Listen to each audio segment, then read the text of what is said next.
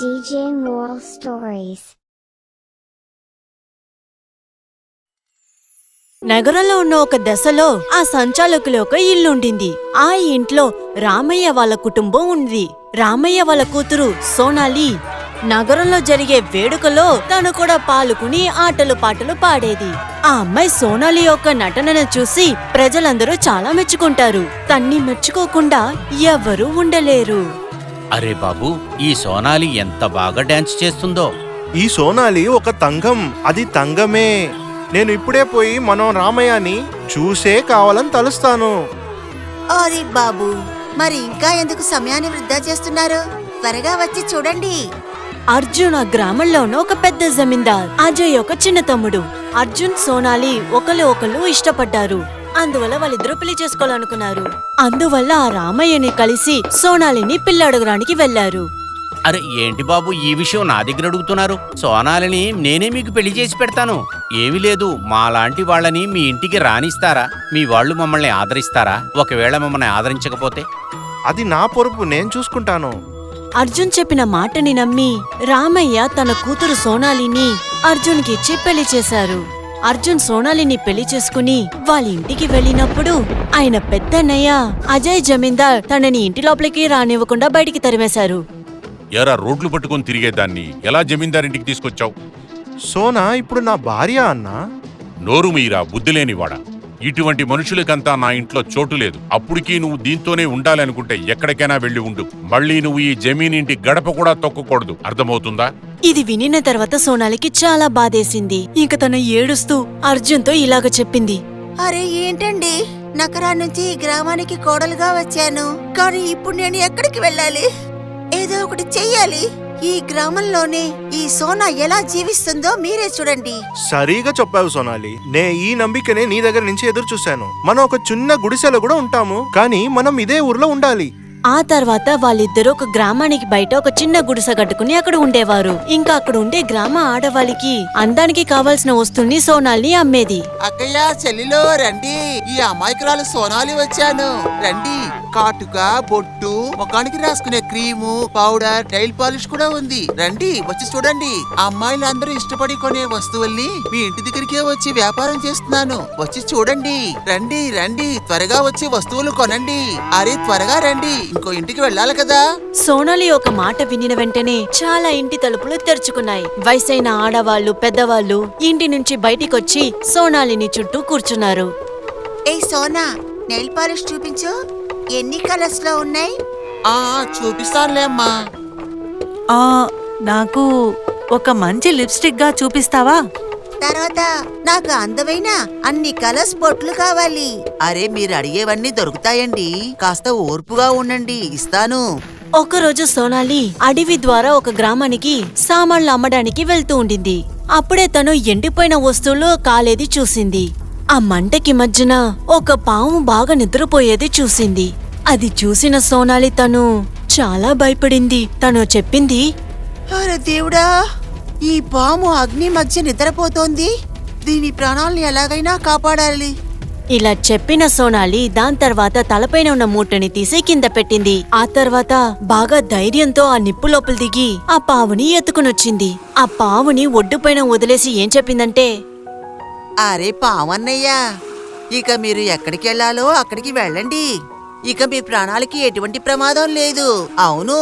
ఇలా చెప్పిన తర్వాత సోనాలి ఆ మూటని తీసి తల్లో పెట్టేటప్పుడు అప్పుడు ఆ పాము ఒక అందమైన అమ్మాయిగా మారింది. ఇది చూసిన సోనాలి హఠాత్తుగా ఆశ్చర్యమైపోయింది. అరే బాబోయ్, దేవుడా, నువ్వు ఇచ్చాదారి పామునా? అవును, నేనొక ఇచ్చాదారి నాగం. ఈ రోజు నన్ను ఈ అగ్గిలోంచి నన్ను కాపాడి నాకు చాలా పెద్ద సహాయాన్ని చేశావు. అందువల్ల నేను నిన్ననుకొని సంతోషిస్తున్నాను. తర్వాత నేను ఈ అద్దం పెట్టిని నీకు నేనిస్తాను. అది విన్నాక సోనాలి ఇలా చెప్పింది, ఈ డబ్బాని తీసుకొని నేనేం చేయడం? ఎప్పుడంతా ఈ పెట్టిని నువ్వు తెరుస్తావో అప్పుడంతా నీకు దీంట్లోంచి చాలా మెరిసే విలువైన రాయి నీకు దొరుకుతుంది. అమ్మ పాము, ఈ ఖరీదైన రాళ్ళు నాకు అక్కర్లేదు. అయినా నీ సంతోషం కోసం నువ్వు ఇస్తున్నావు కాబట్టి తీసుకుంటాను. ఇలా చెప్పాక ఆ సోనాలి ఆ గాజు డబ్బాని తీసుకుని వెళ్ళింది. కాని అప్పుడే ఆ ఇచ్చాదారి పావు చెప్పింది, సోనాలి, కాస్త ఆగు. అరే దేవుడా, ఇప్పుడేం చెప్తావ్? అలా నీకేమైనా కష్టం కలిగితే ఈ చెరువు దగ్గరికి నువ్వు వచ్చి నన్ను ఒక పిలు. సోనాలి ఆ గాజు డబ్బాని తీసుకుని ఇంటికి వెళ్ళింది. దాని ఒక గుడ్డలో కట్టిపెట్టి పైకి పెట్టేసి ఏం చెప్పిందంటే, ఆ ఖరీదైన రాళ్లతో నేనేం చేసుకోవాలి? నా మొగుడు ఆరోగ్యంగా ఉంటే అది చాలు. ఆయన నాకు తోడుగా ఉంటే ఈ గుడిసెలో ఉండటం కూడా రాజభవనంలో ఉన్నట్టుగా అనిపిస్తోంది. రోజులు అలాగే గడిశాయి. ఒకరోజు అర్జున్కి చాలా పెద్ద వ్యాధి వచ్చింది. సోనాలి తన భర్త ట్రీట్మెంట్ కోసం అక్కడ ఇక్కడ తిరిగి డబ్బుల కోసం వెతికింది. అప్పుడు తనకి ఎక్కడ డబ్బులు దొరకని సమయంలో ఎవరూ తనకి హెల్ప్ చేస్తానని చెయ్యి ఇవ్వలేదు. అప్పుడే తన ఆ గాజు డబ్బాని చేతిలోకి తీసుకుని ఆ మూతని తీసింది. సోనాలి ఆ మూత తెరిచిన వెంటనే అది చూసి చాలా ఆశ్చర్యపోయింది. అరే బాబోయ్, ఈ రాయేంటి సూర్యుడిలాగా మెరుస్తోంది? ఆ గ్రామంలో గురునాథర్ అనేవారు ఒక పెద్ద నగల వ్యాపారి. ఆయన మాట్లాడేవన్నీ చాలా తీయగా ఉంటాయి, కానీ చాలా భయంకరమైన మనిషి. ప్రజల్ని ఏమార్చడానికి ఆయన ఎటువంటివి ఆలోచించరు. అది మాత్రం కాదు, ప్రజలు ఏదో మాట్లాడితే నోర్మించడానికి మనుషులు ఉన్నారు. సోనాలి ఆ విలువైన వస్తువుని తీసుకుని ఆ కొట్టి లోపలికి వెళ్ళింది. అప్పుడు తను ఆ వస్తువుని చూసి చాలా ఆశ్చర్యపడ్డారు. కానీ తనకు తానే సమాధించుకుని చెప్పారు, ఒక నిజాయితీ అయిన ఆడది జమీన్ కుటుంబంలో బీద కోడలు. ఈ రాయిని నేను తీసుకుంటాను కానీ ఈ రాయికి నేను 1000 లేకపోతే 2000 మీద ఇయ్యను కాలేదు. ఇది వినిన వెంటనే సోనాలి ఆశ్చర్యపడింది. ఇంకా తను ఆ గురునాథర్కి ఏం చెప్పిందంటే, అరే బాబోయ్, ఏమన్నారు? ఇందుకు 2000 దొరుకుతుందా? పాపంగా ఉంది, చాలా నిజాయితీన ఆడాము కదా ఉన్నావు. 2000 కదా, ఇచ్చేస్తాం. అయితే త్వరగా ఇవ్వండి అయ్యగారు. సోనాలి కూడా అతని దగ్గర నుంచి 2000 రూపాయలు తీసుకుంది. సోనాలి వెళ్ళిపోయిన తర్వాత ఆ నగల వ్యాపారి ఆ రాయిని చూసుకుని నవ్వుతూ ఇలా చెప్పారు, పాపం నిజాయితీ అయిన అమ్మాయి. పాపం 1,00,000 రూపాయలు ఉండే రాయిని ఉట్టి 2000కి తీసుకుపోతుంది. కానీ ఒకే ఒక విషయం అసలు సోనాలికే తెలీదు. ఏ రాయిని తను వ్యాపారి దగ్గరికెళ్లి అమ్మిందో అది చాలా విలువైన వజ్రం. దాని విలువ 1000లో కాదు గాని లక్షల్లో కూడిన విషయం. తనకి ఎటువంటి ఆశలు లేవు.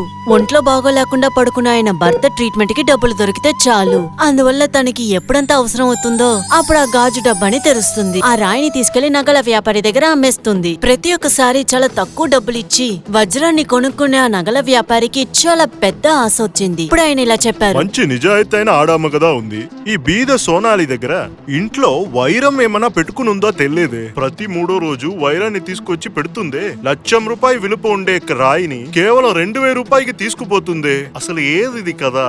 దీంట్లో ఏమో ఒక విషయం ఉన్నాయి. ఇలా ఆలోచించి ఆ నగల వ్యాపారి తన బానిసల్ని పంపి సోనాలి వెనకాలే ఇంటికి దాకా వెళ్ళమన్నారు. తర్వాత ఇలా చెప్పారు, అన్ని ఆ సోనాలి ఆడామ గురించే. ఇక్కడ చూడు రఘు, అది ఏం విషయమని కొంచెం కనుక్కుంరా. ఎందుకంటే ఆ సోనాలి ఎక్కడి నుంచి వైరాన్ని తెస్తుందో మనకు తెలియట్లేదు. ఆ రహస్యాన్ని జల్దీ కనిపెట్టేస్తాను. ఈ విషయాన్ని నాకు ఎంత త్వరగా చెప్తున్నావో నీకు అంత పెద్ద గిఫ్ట్ ఇస్తాను. అర్థమవుతుందా?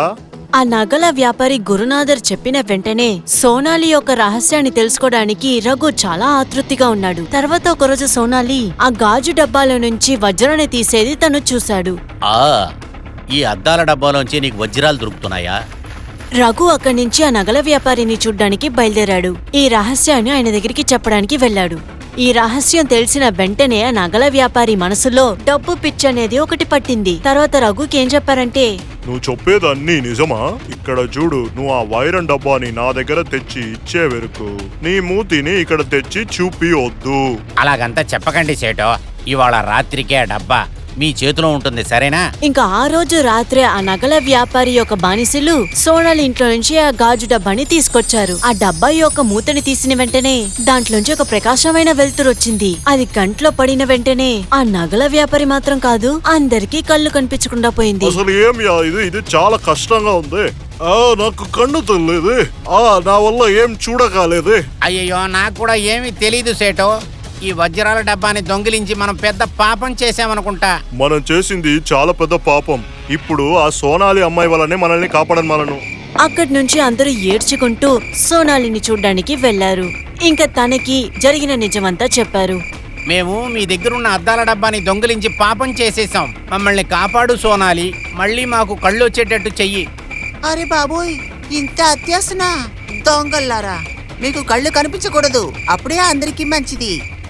సోనాలి ఈ విధంగా చెప్పి తనకి సహాయం పడనని చెప్పింది. కానీ వాళ్ళ ఏడుపుని చూస్తే తను తట్టుకోలేకపోయింది. ఆ తర్వాత తను ఇచ్చాదారి పాము దగ్గరికి వెళ్లి కోరుకుంది. అమ్మా నాగదేవత, మాకు సాయం చేయండి.